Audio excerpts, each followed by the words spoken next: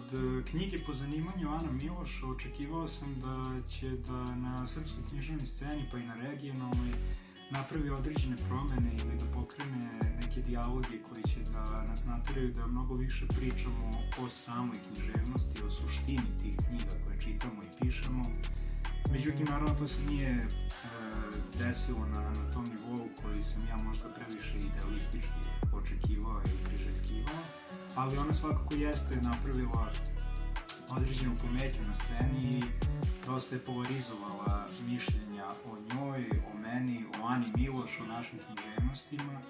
i za sad se i dalje to odvija. Prošlo je tek možda mesec i po, 2 dana od kad je ona izašla i izlaze razni prikazi, razne kritike, totalno drugačije reakcije na nju